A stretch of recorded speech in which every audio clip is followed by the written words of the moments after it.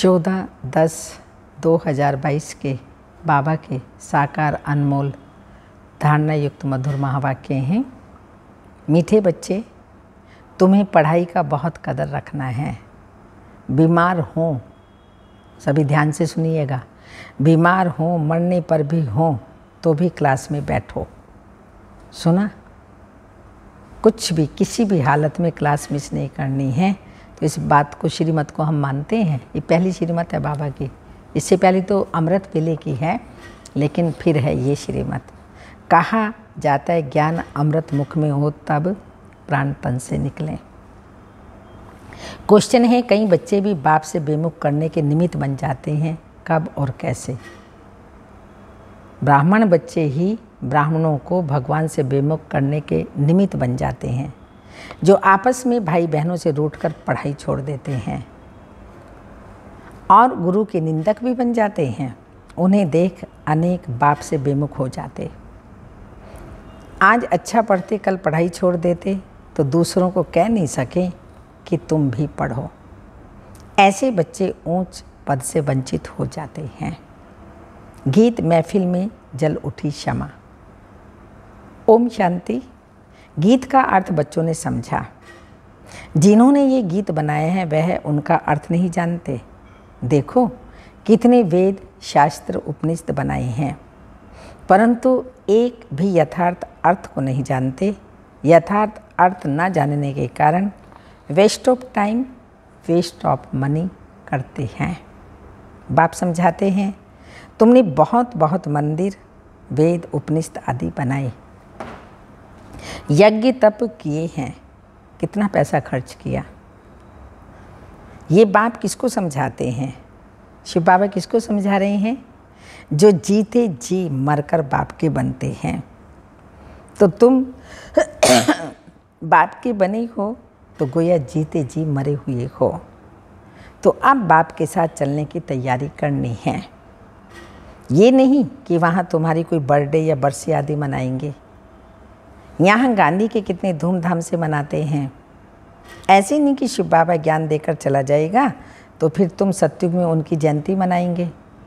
नहीं, आधा कल्प जो भी शरीर छोड़ेंगे तो उनकी बरसी क्रियाक्रम नहीं करेंगे। गौ दान करना, पितरों को खिलाना आदि नहीं होगा, क्योंकि दान किया जाता है कि दूसरे जन्म में मिले। और सत्युग, त्रेता जो 21 जन्म होते हैं उसकी प्रारब्ध तो हम संगम युग पर ही बना लेते हैं। तो इसलिए वहाँ ये सब इस तरह की बातें, दान पुण्य करना आदि नहीं होगा। सत्युग में तुम इस समय की प्रारब्ध पाते हो। तो भक्ति की रस्म रिवाज और ज्ञान की रस्म रिवाज में अंतर है।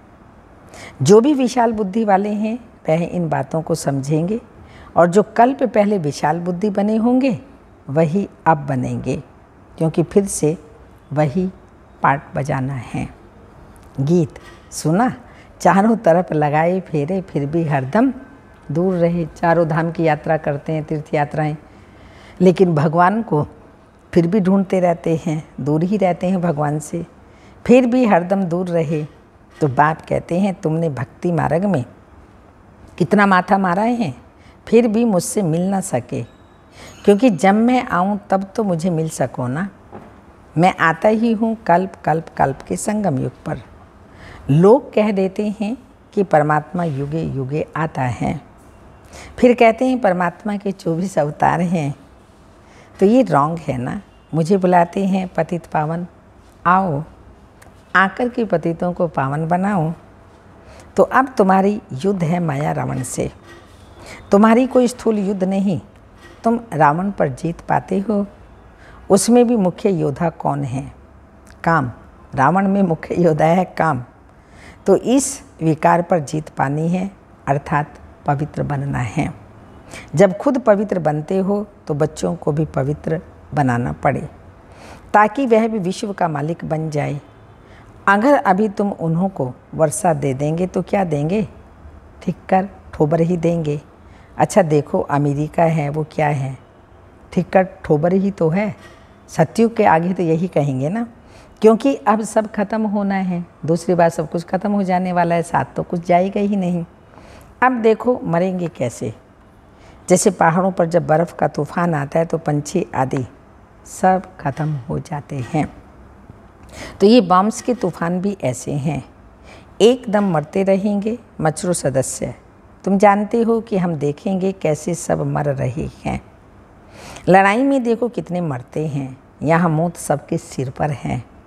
सतयुग में मौत का भी डर नहीं, क्योंकि वहाँ अकाले मृत्यु नहीं होता।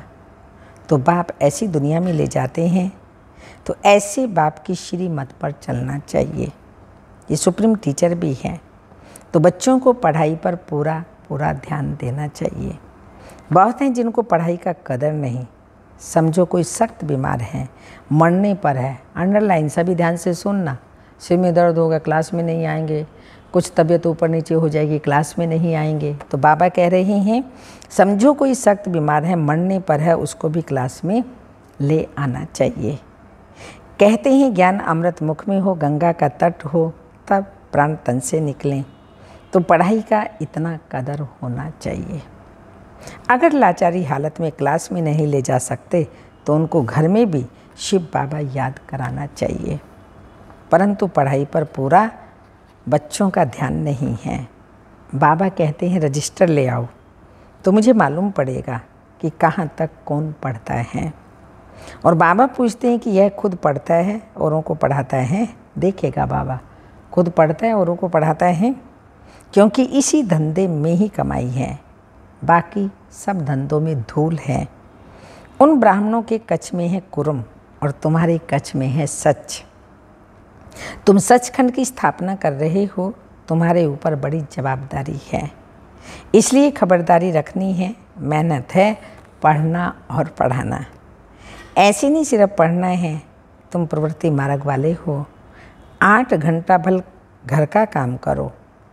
गवर्नमेंट भी कायदा निकालती कि 8 घंटा काम करो।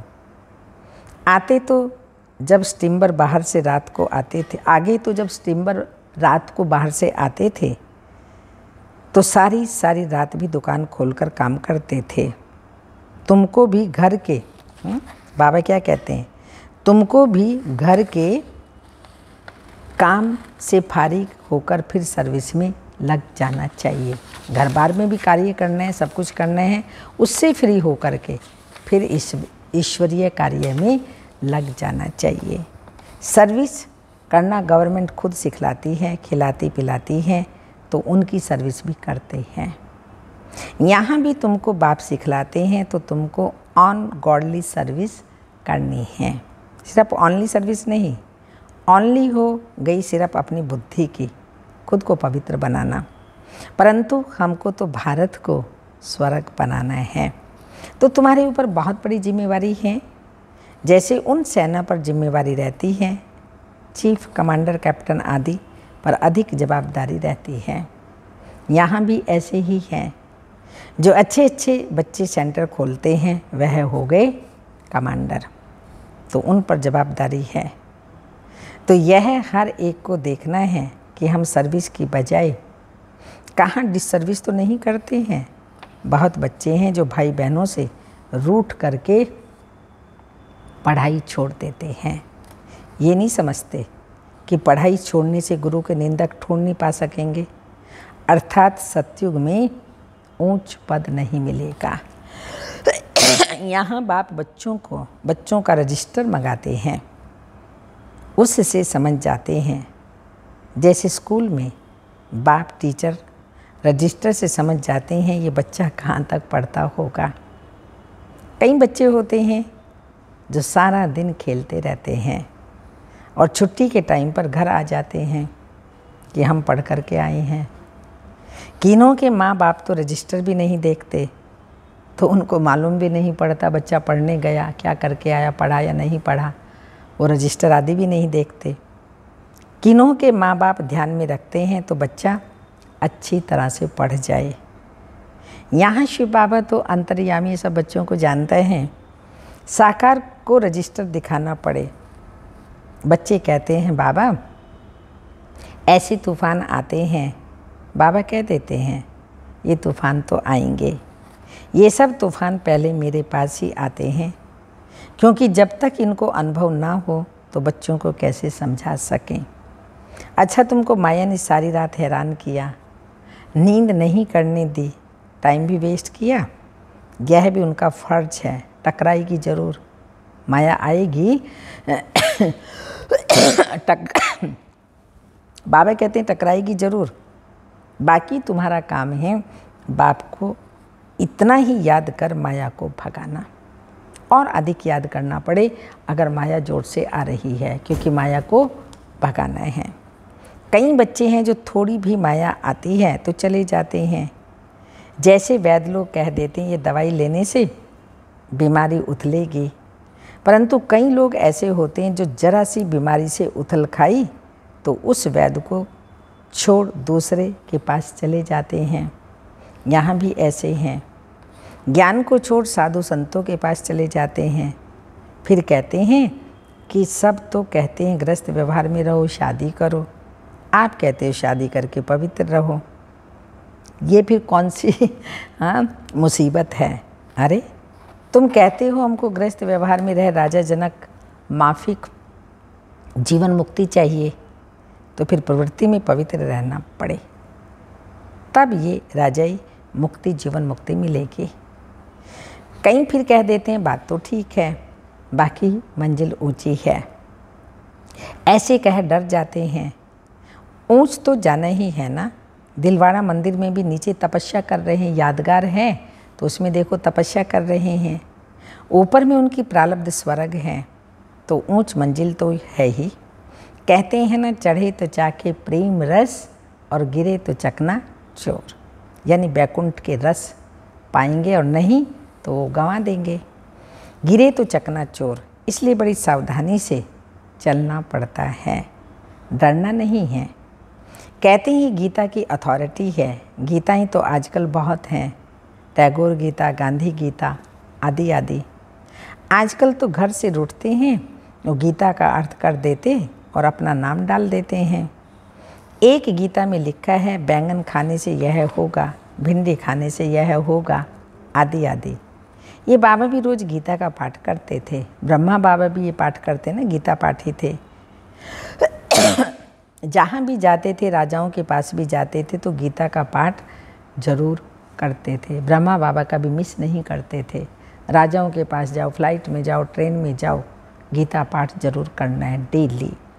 मनुष्य समझते हैं भगत ठगत नहीं होते, परंतु जितना भगत ठगते हैं उतना कोई नहीं।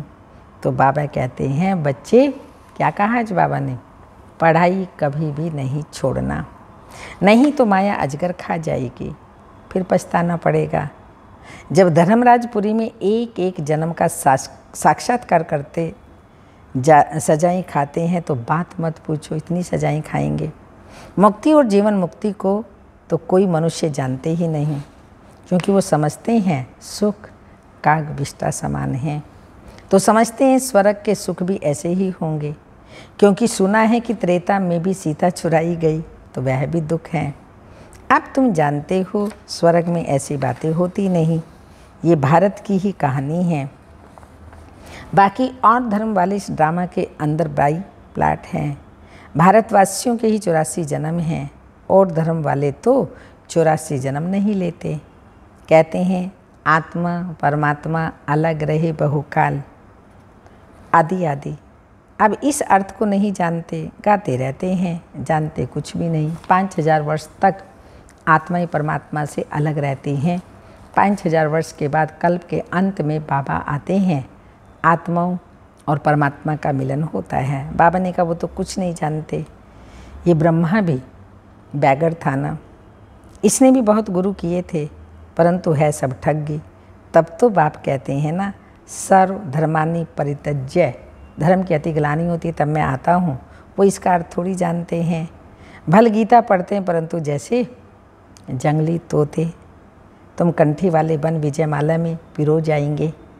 दुनिया वाले इन बातों को क्या जाने, उन्हों को अगर तुम लिटरेचर दो तो फेंक देते हैं। वे लोग क्या जाने ज्ञान रत्नों को।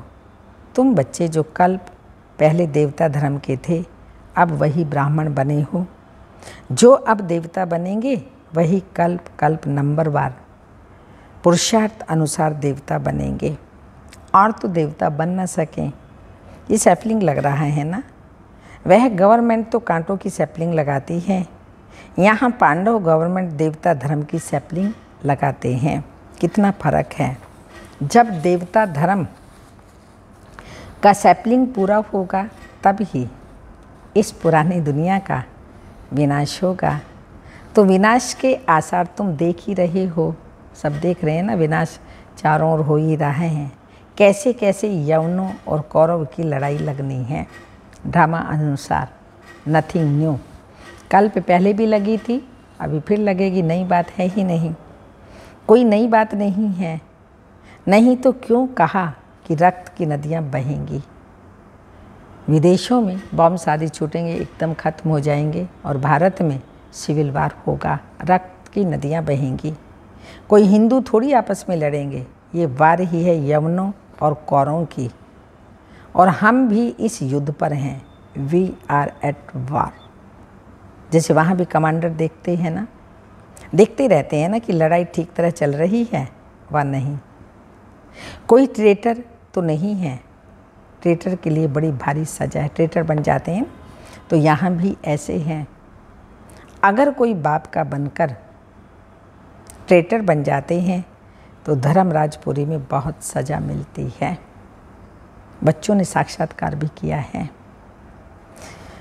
जब काशी कलवट खाते हैं, बलि चढ़ते हैं, तो उस समय अनेक जन्म के पापों की सज़ा भोगते हैं। फिर दूसरे जन्म में नए सिर से कर्म शुरू करते हैं। मुक्ति में तो कोई जाते ही नहीं, कहते हैं फलाना पार निर्वाण गया, परंतु जाता तो कोई भी नहीं है। बाप को बुलाते हैं, पतित पावन आओ। सर्व का सदगति दाता एक ही है, ये तो समझ की बात है ना। बाप आते हैं, कईयों को गति सदगति दे जाते हैं। परमात्मा ने जब ऑर्डिनेंस निकाला है, कौन सा?